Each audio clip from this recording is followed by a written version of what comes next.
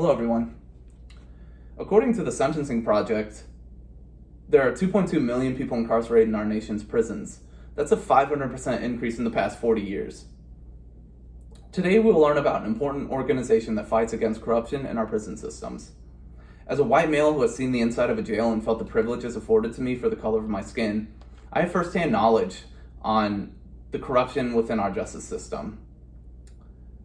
Given that we all live in the same country where our taxes are being spent to go towards these prisons, we are all affected by this information.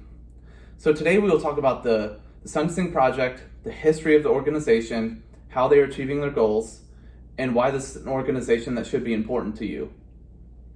The Sentencing Project is an organization that was founded 34 years ago by Malcolm Young, and it grew out of pilot programs in the early 1980s.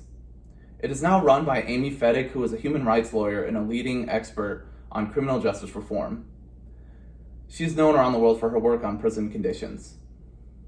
This establishment is based in Washington, D.C., and from a section of the Sentencing Project website, has a staff of 10 deeply committed and effective professionals with a budget of about $1.7 million that is supported by the contributions of private foundations and individual donors.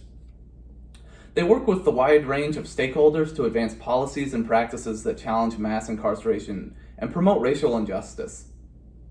According to the Sentencing Project's mission statement, their goal is to work for a fair, effective U.S. criminal justice system by producing groundbreaking research to promote reforms in sentencing policy, address unjust racial disparities in practices, and to advocate for alternatives to incarceration.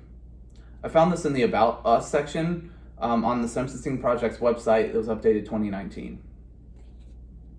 Now that we have discussed what the Sentencing Project is, we will discuss how they are achieving their goals. The Sentencing Project helps to promote reforms in sentencing policies by engaging policy-focused research. By addressing unjust racial inequalities, they are encouraging people to consider different options to incarceration.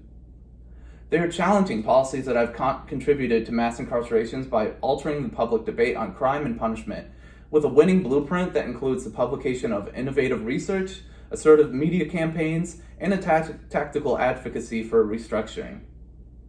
With a strong team of directors and managers and researchers, they provide presentations, attend conferences, and participate in public forums on the specific issues of ending life imprisonments across the country.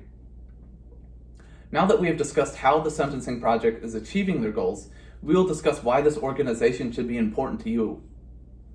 As an American citizen, you should be against people going to jail unjustly. We are all afforded rights as citizens, and this country and the color of our skin should not affect how we are treated by police and the justice system.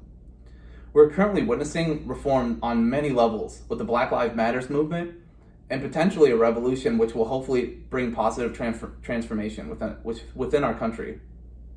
The Sentencing Project has worked closely with lawyers and those who have been wrongly convicted to get their convictions overturned and to give a voice to the voiceless. If people being wrongly convicted or being sentenced to jail for longer sentences based off the color of their skin is not enough for you, then maybe your taxes will help convince you. As a taxpayer, part of your money goes to funding these prisons. Do you really want your money squandered on people who are in jail for minor charges? Private organizations profit off these incarcerations for their own gain. The introduction to an article explained advantaged by an obscure environment and often empowered by monopolistic contracts. These private for-profit corporations that operate within the prison industrial complex exploit the 2.2 million people incarcerated in the U.S. and their support networks, both vulnerable to corporate abuse. I found this from an article, The Prison Industrial Complex, posted April 2019. Incarceration for many individuals with minor charges that do not have any sign of mental illnesses before going in are much worse mentally the longer they are in jail.